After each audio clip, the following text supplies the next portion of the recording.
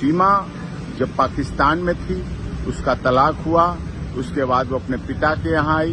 पिता की मौत के बाद सचिन से दोस्ती हुई। सचिन से दोस्ती के बाद उसने इस पाकिस्तान में रहते हुए सनातन धर्म ग्रहण किया। फिर नेपाल आई, नेपाल में सनातन धर्म के अनुसार विवाह किया। विवाह के बाद फिर पाकिस्तान गई, बच्चों को लेकर नेपाल के रास्ते भारत आई। भारत में आकर फिर लीगली कन्वर्जन किया, हिंदू धर्म ग्रहण किया, जिसका हिंदू धर्म लीगल कन्वर्जन सर्टिफिकेट के आधार पर। उसके बाद पूरे रीति रिवाज परंपरा के साथ सप्तपदी फेरों के साथ विवाह हुआ। दूसरे वर्ष में जब उसने प्रवेश किया, विवाह के बाद से गर्भधारण हुआ भारत में। गर्भाधान के बाद बेटी का जन्म हुआ, जिसका सब देश की दुनिया की सहमति से भारती मीना नाम रखा गया। एलियस उसका घर में नाम रखा गया मीरा रह गई। अब इसके बाद सारी प्रक्रिया एटीएस लगातार पहले से अब में और कर रही। एटीएस जांच एजेंसी सारी कर रही है।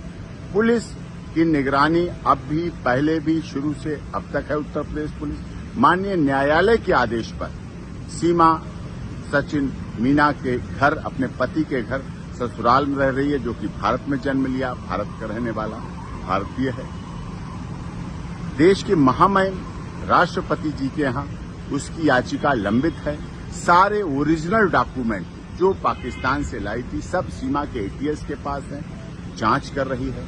सीमा अपने ससुराल और अस्पताल के अलावा आज तक कहीं नहीं गई। पिछले दिनों जब से ये पहलगाम घटना हुई, उससे भी एक दिन पहले उसके तीसरी नंबर की बेटी को वायरल फीवर की वजह से डेंगू हुआ। डेंगू में प्लेटलेट्स बहुत डाउन हुए। अभी भी वो बेटी के लिए दोनों पति पत्नी परिवार के साथ हॉस्पिटल में है, इलाज चल रहा है लगातार।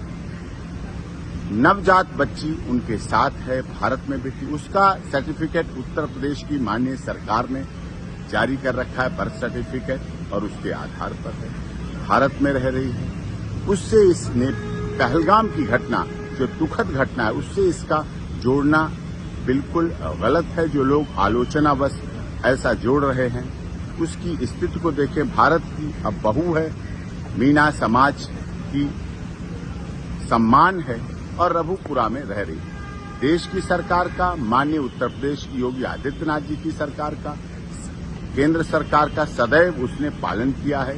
एटीएस की तमाम जांच में सदैव भाग लिया है। पूरी जांच प्रक्रिया चल रही है, चली है। उसमें कहीं कोई उसको गलत और उस तरह से कुछ भी अब तक कोई कुछ नहीं मिले हैं। इसलिए उसके साथ उस घटना से न जोड़कर उसके साथ सिंपैथेटिक, जियो जीने दो, हमदर्दी, मानवतावादी, मानवाधिकारों की रक्षा करने की बात होनी चाहिए और इस पर अमल होना चाहिए।